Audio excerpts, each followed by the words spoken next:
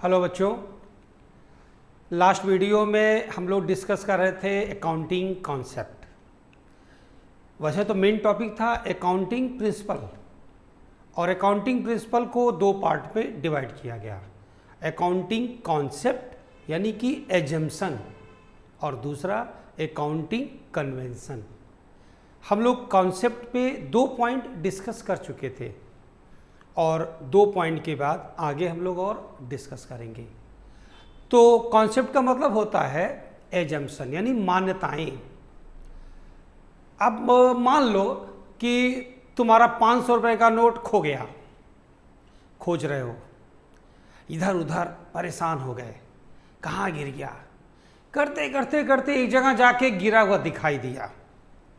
तब तक तो आप थक चुके हो, पसीना पसीना हो गए हो, बोला अरे यहाँ गिरा था, कहाँ खोज रहे थे हम, चलो मिल गया।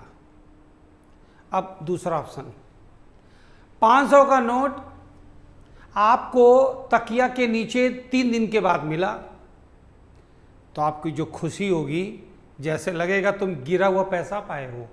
इसलिए कि जब वो नोट खोज रहे थे और बड़ी मुश्किल से नहीं मिल रहा था, मैंने पहले बताया कि 500 का नोट आपका मिल गया, लेकिन दूसरा ऑप्शन मैंने बताया कि अगर आप वो नोट खोज रहे हो, परेशान हो गए और नहीं मिला, अकाउंटिंग लैंग्वेज में हम उसे लॉस मान लेते हैं।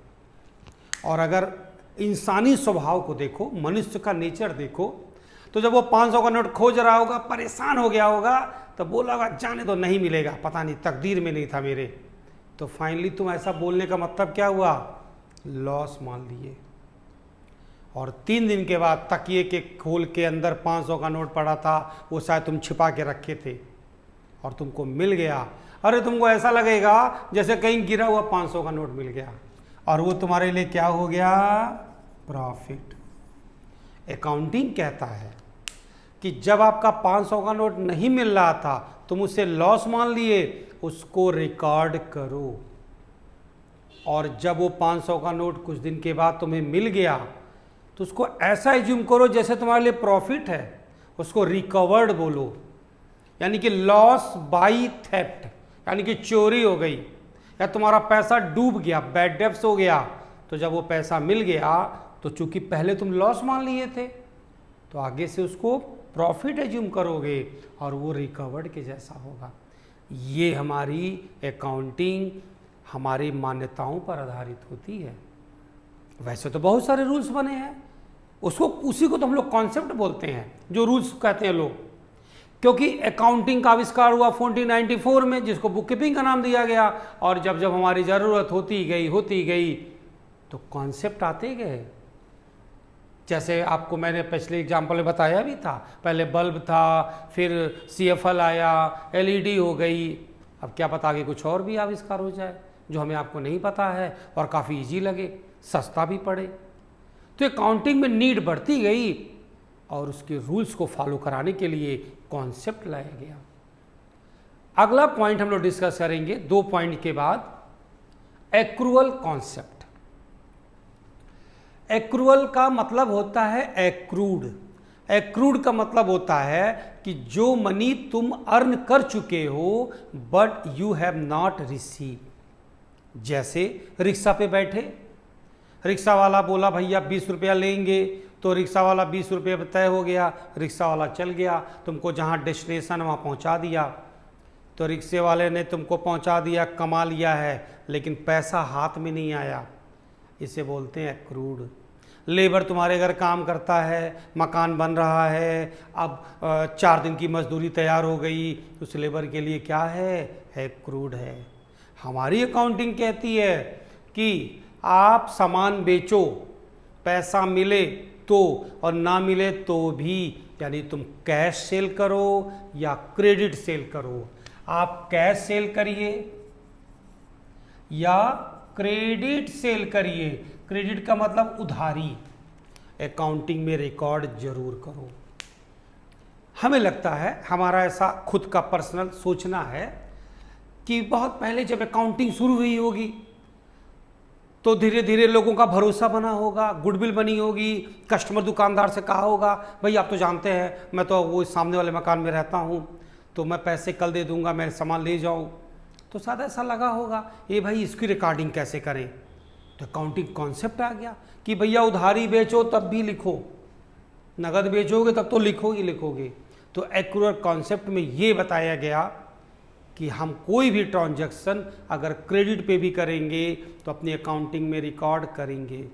देखो बार बार यही बात हो रही है, अकाउंटिंग में क्या रिकॉर्ड करेंगे क्या नहीं रिकॉर्ड करेंगे, क्योंकि हमारे अकाउंटिंग का मेन ऑब्जेक्ट क्या है, profit and loss find out करना और फाइनेंशियल पोजीशन फाइंड आउट करना। तो मेरा प्रॉफिट लॉस ऐसे हो जाएगा, मान लो कि तुम्हारी दुकान है किराने की, ग्रोसरी की, तो ग्रोसरी शॉप में मैं सामान ले गया और मैं बोला कि पैसा मैं दे दूंगा तुमको, और 31 मार्च को हमारी अकाउंटिंग का ईयर क्लोज माना जाता है। तो मैं 25 मार्च को सामान ले गया और पैसा देने आया मैं अप्रैल और मई के मंथ में, तो क्या अप्रैल या मई के महीने में तुम मेरा रिकॉर्डिंग करोगे कि वो मैंने सामान बेचा है? नहीं, 25 मार्च को लिखो सामान बेचे हो तो ठीक है, अरे पैसा तो 2 महीने बाद मिल भी करेगा तुमको। नहीं लिखोगे तो उस साल का तुम्हारा परचेज और सेल का डाटा गड़बड़ हो जाएगा। तो अकाउंटिंग कॉन्सेप्ट में कहा गया कि कैश सेल हो क्रेडिट सेल हो, तो मैं सेल बोल रहा हूं उसको तुम ट्रांजैक्शन समझ लो कि कैश ट्रांजैक्शन हो या क्रेडिट ट्रांजैक्शन हो। एक्रूअल कॉन्सेप्ट में बताया गया।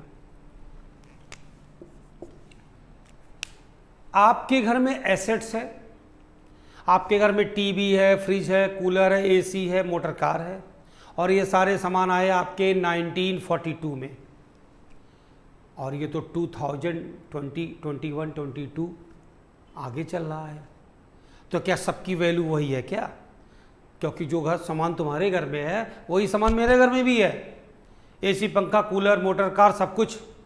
तो हम तुम दोनों बराबर थोड़ी हुए, क्योंकि तुम्हारे घर में जो सामान है उसकी वैल्यू बहुत कम हो चुकी होगी, कूलर में स्टैंड टूट गया होगा, ईंटा लगाए होगे, मोटर कार बस खड़ी है खाली, धक्का ना दो तो स्टार्ट ही नहीं होगी, क्योंकि बहुत पुरानी कार है ना। तो आपकी कार की वैल्यू और मेरे कार की वैल्यू जो मैंने 2 साल पहले खरीदी, अंतर नहीं होगा क्या? अकाउंटिंग क्या कहता है? अकाउंटिंग कहता है उसकी रियल वैल्यू निकालो। यानी अगर तुम्हारी कार 1942 में पैसे की वैल्यू बहुत ज़्यादा हुआ करती थी, मान लेते हैं 10,000 रुपये की रही होगी, सपोज कर लेते हैं, उस समय का 10,000 रुपये आज के डेट के 10 लाख रुपए के इक्विवेलेंट हो सकता है, तो उसकी वैल्यू कम होते होते बहुत कम हो गई होगी ना, जिसको हम लोग डेप्रिसिएशन बोलते हैं।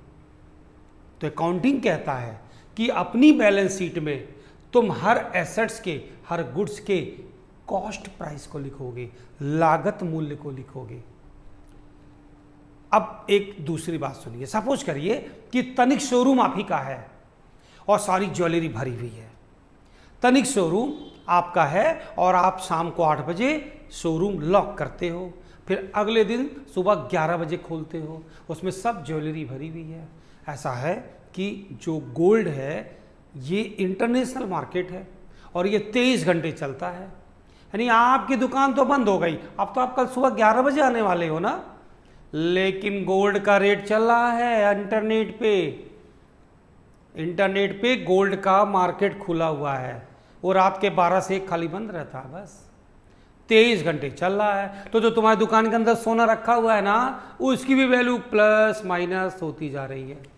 गवर्नमेंट का कोई नोटिफिकेशन आया, गोल्ड का दाम गिर गया, इंपोर्ट ड्यूटी बढ़ा दिया वगैरह वगैरह, या किसी ऐसा आ गया कि गोल्ड का रेट बढ़ गया, तो दुकान बंद, अंदर गोल्ड का रेट बढ़ रहा घट रहा है, आप तो सुबह 11 बजे दुकान खोलने वाले हो, तो आप क्या जानोगे। लेकिन अब अकाउंटिंग कैसे करोगे? रात में 8 बजे दुकान बंद कर रहे थे शाम को, तो तुम्हारे उस तनिक शोरूम में 100 लाख रुपए का गोल्ड था, और जब सुबह 11 बजे दुकान खोले, शोरूम खोले, तो तुम्हारे गोल्ड की वैल्यू 110 लाख हो गई। तो क्या तुम अपनी अकाउंटिंग में 110 लाख रुपया लिखोगे क्या? नो। मार्केट वैल्यू बढ़े या घटे, और रियल में जो गोल्ड है यानी मार्केट प्राइस या cost price, which ever is less, ये अकाउंट में मेंटेन होगा। ये भी मुझे बताया गया कॉस्ट कॉन्सेप्ट में, क्योंकि एसेट्स हो और चाहे गुड्स हो, क्योंकि अगर तनिक शोरूम तुम्हारा है, तुम सोना खरीदते बेचते हो, तो गोल्ड क्या है? गुड्स है। ये मैंने पहली वीडियो में बताया था कि परचेज और एसेट्स दो अलग अलग चीज़ें होती हैं। तो जो परचेज करते हो ना, वो गुड्स है, और एसेट्स भी कह लीजिए, जो आपके पास उस शॉप में कूलर लगा है, एसी लगा है, वाटर कूलर लगा है, मोटर कार रखे हो कस्टमर को पहुंचाने के लिए भी, तो सारे एसेट्स हो गए। कुछ भी एसेट्स या गुड्स, उसकी वैल्यू कास्ट प्राइस पे लिखोगे। लेकिन जब गुड्स की बात आएगी तब थोड़ा सा रुकना पड़ेगा कि वो कास्ट प्राइस और मार्केट प्राइस दोनों में कम क्या है, विच एवर इज लेस। और एसेट्स के रूप में, एसेट्स तो एक ही वैल्यू होती है कि यूज करोगे, उसकी वैल्यू डिप्रिसिएट होगी तो डिप्रिसिएशन लेस कर लोगे। जैसे तुमने 20,000 रुपये का मोबाइल खरीदा, अब मोबाइल तो आज खरीदो तो 1 महीने के बाद उसकी वैल्यू गिर जाती है, क्योंकि वो मोबाइल कंपनी नया अपडेट लॉन्च कर देती है। लेकिन मैं 1 साल की बात कर रहा हूँ कि आपने मोबाइल खरीदा 20,000 रुपये का, तो 1 साल के बाद आपकी मोबाइल की वैल्यू 8,000 हो जाएगी। तो अपनी अकाउंटिंग में कितना लिखोगे? 8,000। ये बताया गया कॉस्ट कॉन्सेप्ट में, इसलिए कि जो हमारी अकाउंटिंग कॉन्सेप्ट है, यानी जो मेरा अकाउंटिंग प्रिंसिपल है, वो टाइम टू टाइम हमें गाइड करता है। और हमारी जो ICAI, institute of chartered accountants of India, हमारे अकाउंटिंग के कॉन्सेप्ट पे नज़र गड़ाए रखती है। उसने अब तक 36 से भी ज़्यादा अमेंडमेंट कर चुका, जिसमें अकाउंटिंग कॉन्सेप्ट को AS1 बोला गया, अकाउंटिंग स्टैंडर्ड 1 बोला गया। तो ये सारी चीज़ें मेंशन होती हैं और हम इसी के बेस पे अपनी अकाउंटिंग करते हैं। तो कॉन्सेप्ट तो आपके हर अकाउंटिंग के रूल में इन्वॉल्व है। कोई कह दे सड़क के बाईं ओर चलना है और चलते भी हो, तो तुमको क्या लगता है बस बाईं ओर चलना है, एक नियम बना दिया गया? नहीं, उसके पीछे एक लॉजिक रहा होगा। उसके पीछे एक लॉजिक रहा होगा कि जब तुम बाईं ओर चलोगे तो तुम्हारा जो लेफ्ट हैंड है वो उस साइड होगा, और राइट हैंड से हम ज़्यादा वर्क करते हैं, तो राइट हैंड से अपने आप को संभाल सकते हैं। जरा इमेजिन कर लो राइट साइड चलना है, तो तुमको राइट साइड चलने के तुमको ढेरों नुकसान दिखेंगे, और तुम बोलोगे नहीं भैया लेफ्ट साइड चलो, बड़ा बढ़िया है, सेफ्टी फील होती है लेफ्ट साइड चलने में। मोटर कार की जो स्टीयरिंग है वो राइट साइड इसीलिए बनाई जाती है। तो जो रूल बनते हैं ना, वो ऐसे नहीं होते हैं कल से ये होगा, परसों से ये होगा, अब आपको ये करना है, अब आपको ये रुपया जमा करना है, ऐसा नहीं। इसके पीछे लॉजिक है। साइंटिफिक रीजन हो सकता है, चाहे ह्यूमन रीजन कह सकते हो, लेकिन कोई ना कोई रीजन जरूर होता है। तो हमारी अकाउंटिंग भी तो इंसान है। आपको पहले बताया गया था कि book keeping is a art और साइंस। बुक कीपिंग कला भी है और विज्ञान भी है। तो जितने सारे रूल्स अकाउंटिंग के बने होंगे, बने हुए हैं, फॉलो हो रहे हैं, मे बी फ्यूचर में और रूल्स आ जाएंगे, इसका एक लॉजिक होगा। ऐसा नहीं है किताब निकालो, रट्टा मार लो और बस यही रूल है। समझने की कोशिश करो, ये रूल है तो क्यों है? क्या ये रूल नहीं हो सकता था क्या? एक रूल अपने मन से बना के रख लो सामने, तो देखोगे नहीं, जो रूल्स बनाए गए हैं बिल्कुल सही है। तो अकाउंटिंग कॉन्सेप्ट का जो आविष्कार होता है, ये जितने सारे पॉइंट तुम देख रहे हो, और भी पॉइंट्स हैं, लेकिन मैंने सभी को नहीं लिखा है, इसलिए कि जो हमारे लिए बहुत अच्छे वाले हैं, जो अवेलेबल है, जो हमें न्यूमेरिकल पढ़ते समय भी सपोर्ट करेंगे, मैंने उन्हीं पॉइंट्स को लिखा है। और 2 पॉइंट्स इसके पहले हम लोग डिस्कस भी कर चुके। हर एक रूल्स पे तुम समझोगे। अब तुम खुद ही कह सकते हो कि जब मैं कॉस्ट कॉन्सेप्ट की बात किया तो तुम ही बताओ 1942 में अगर एक मोटर कार तुम्हारी रही होगी 10,000 रुपये की वैल्यू, अगर आज 10 लाख रुपए हो गई, तो अगर तुम्हारी मोटर कार की वैल्यू 10 लाख रुपए रही होगी, तो आज भी हम बोलें मेरे घर तो 10 लाख रुपए की मोटर कार है, और चोरी हो जाए तो मैं बोलूँ अरे मेरा 10 लाख रुपए का मोटर कार चोरी हो गया? तुम खुद ही नहीं बोल पाओगे। आपकी दादी ने 400 रुपए का गोल्ड खरीदा, 10 ग्राम 1965 का, और आज गोल्ड 40, 45, 50 हजार रुपये मान लो। सोना चोरी हो गया, चोरी तो 400 रुपये का हुआ ना, काहे रो रहे हो? नहीं, 50,000 का चोरी हो गया, 50,000 मेरा चोर ले गया। क्यों भाई? क्योंकि हम उसको लेटेस्ट वैल्यू से अपडेट कर रहे हैं। तो ठीक है, कर लीजिए, कोई बात नहीं, क्योंकि आपकी पर्सनल चीज़ है। तो क्या मोटर कार 10 लाख रुपए की अगर कोई 1942 में लिया रहा होगा तो उसकी वैल्यू तो 50 लाख रुपए हो गई, और घर में तो कबाड़ जैसी पड़ी हुई है, तो वही मोटर कार चोरी हो जाएगी तो क्या बोलोगे मेरा मोटर कार 50 लाख का चोरी हो गया? नहीं बोलोगे। अकाउंटिंग बहुत क्लियर कॉन्सेप्ट देता है, और अकाउंटिंग का एक ही उद्देश्य है कि भैया तुम्हारा प्रॉफिट लॉस सही होना चाहिए। आप साइंस पढ़ते हो, फिजिक्स केमिस्ट्री में तुमको वो 30 नंबर के मान लो प्रैक्टिकल के नंबर मिलते हैं, तो मास्टर साहब 30 में 30 दे दिए और बचा 70 नंबर जो बोर्ड वाला ले रहा है, और 70 में पाए 25 नंबर। अब समझ जाओ, समझ ही गए होगे कि तुम्हारा वैल्यूएशन कैसा होगा। अरे भैया 30 में 30 पाए तो बड़ा तेज तो यार तुम, ठीक है, 70 में 25 पाए हो, तुम तो किसी काम लायक नहीं हो। तब अपना वैल्यूएशन, ऐसे अकाउंटिंग के सारे ट्रांजैक्शंस की वैल्यू ट्रू वैल्यू होनी चाहिए, नहीं तो तुम्हारा जो प्रॉफिट लॉस है ना गड़बड़ हो जाएगा। तो बताओ फिर बिजनेस काहे का, जब प्रॉफिट लॉस ही मेरा फॉल्स हो जाए तो अकाउंटिंग कॉन्सेप्ट के रूल्स को फॉलो करना जरूरी है। मनी मेजरमेंट कॉन्सेप्ट, तीसरा, मैं नेक्स्ट कॉन्सेप्ट की बात कर रहा हूं, मनी मेजरमेंट कॉन्सेप्ट। मुद्रा, मनी मतलब मुद्रा, मेजरमेंट मतलब होता है माप। कॉन्सेप्ट तो कॉन्सेप्ट है, अवधारणा कहते हैं हिंदी में, और कॉन्सेप्ट तो एक विचार है। तुम्हारी दुकान फर्नीचर की है और तुमने आज बेचा, आज बहुत खुश हो तुम शाम को, क्योंकि आज तुम एक डाइनिंग टेबल बेचे हो, एक डबल बेड बेचे हो, 4 चेयर बेचे हो। क्या भाई बहुत खुश हो? अरे भैया एक डबल बेड और एक डाइनिंग टेबल एक चेयर बेचा ना, उसकी वैल्यू निकालो, रुपया बताओ, रुपया कितने रुपए का माल बेचे हो? 1 लाख का माल बेचे हैं सब। तो तुमको अकाउंटिंग कहता भैया 1 लाख रुपया लिखो, अमाउंट का कॉलम बनता है ना, तो अमाउंट में रुपीज लिखते हैं ना, चूंकि हमारी अकाउंटिंग इंटरनेशनल अकाउंटिंग है, वर्ल्ड वाइड है, कॉमन रूल है, अमेरिका हो, जापान हो, चाइना हो, इंडिया हो, कुछ भी। तो अगर अमेरिका है तो उसको डॉलर में लिखेंगे, इंडिया है तो रुपीज़ में लिखेंगे, उसकी जो करेंसी होगी, लेकिन लिखना है मनी में, मनी में लिखना पड़ेगा। तो अकाउंटिंग कहता है तुम जो भी सामान खरीदो, जो भी सामान बेचो, आपका आदमी जो एम्प्लाई है बहुत काम करता है, उसको सैलरी देनी है, तो रुपए में बताओ। तो तुम मुझे खाली इतना बता दो, मैं अपने एक एम्प्लाई को 10,000 देता हूँ, एक एम्प्लाई को मैं 28,000 देता हूँ, तो मैं खुद ही समझ जाऊँगा, अच्छा तो ये 28,000 वाला ज़्यादा काम करता लग रहा हमें। तो देखो मनी में कितना आसान हो गया, मनी में मेजर करना कितना। तुम बोलो अरे वो बहुत काम करता, वो जा समझ नहीं सकते हैं, वो तो एकदम दिन भर खड़ा रहता है पीछे हाथ बांधे हुए, और जो बोल देंगे कर देता है। नहीं नहीं नहीं, रुपये बताओ, 28,000 देते हो, बहुत काम करता होगा, तुमको ये बोलने नहीं पड़ेगा, मैं समझ जाऊंगा। तो मनी में मेजर करने से आप अगर उसको अपनी दुनिया से, अकाउंटिंग दुनिया से बाहर जाएं, तो एक दुकानदार जब 2 सामान दिखाता है तो एक बोलता है ये 10 रुपये का है, सेम का दूसरा पीस है ये 42 रुपये का है, तो आप खुद ही कहते भैया 42 रुपये का तो अच्छा तो होगा ही होगा। एक देखो मनी कितनी अच्छी चीज़ है, मनी को वैल्यूएशन, इंसान को सारी समझदारी आ जाती है, महंगा है सस्ता है सब कुछ।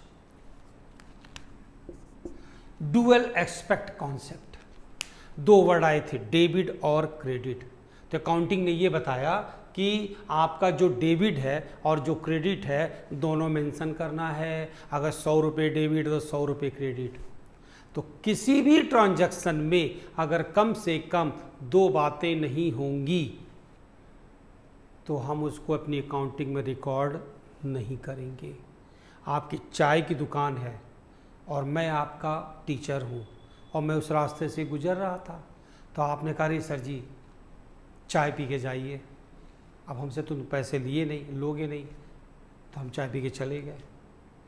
लेकिन अगर मैं चाय पी के और चाय की कीमत मैं आपको दे दूं तो ये ट्रांजैक्शन हो गया, आपने चाय बेची और आपको पैसा मिला। तो जब तक इसी ट्रांजैक्शन में कम से कम 2 बातें नहीं होती हैं उसको रिकॉर्ड नहीं करते हैं। इसे कहते हैं dual aspect concept. Matching concept, बस आप लोग इस वीडियो को ध्यान से देखेंगे, सारी चीज़ें समझ में आ जाएंगी। और उसके बाद एक बार भी अगर आपको कोई बोलेगा थ्योरी लिख डालो, अपने ओन वर्ड में लिख सकते हो। लास्ट टॉपिक में बता रहा हूँ, मैचिंग कॉन्सेप्ट। एक साल में तुम जितने पैसे पाए केवल उसी को लिख दो, और जितने पैसे खर्च किए अगर उसको मत लिखो तो ये काउंटिंग नहीं हुआ। क्योंकि मैंने इस पे बताया डुअल एस्पेक्ट, तो मैचिंग कॉन्सेप्ट कहता है जितने इनकम हुए हैं उतने एक्सपेंस भी लिखो, जितने एक्सपेंस हुए हैं उसके हिसाब से इनकम भी लिखो, यानी कि दोनों को रिकॉर्ड करना है। पैसा आया, पैसा गया। आया तो कैश से आपने एसेट्स खरीदा, आपने गुड्स खरीदा, तो दोनों को रिकॉर्ड करना है। तो बच्चों, ये हमारी अकाउंटिंग कॉन्सेप्ट थी। इसके पहले की वीडियो में भी मैंने कहा था, ये समझो कॉन्सेप्ट पार्ट 2 हो गया। और हम लोग नेक्स्ट वीडियो में एक और टॉपिक पे डिस्कस करेंगे। तब तक आप इसको रिवाइज करते रहिए, ध्यान से पढ़ते रहिए।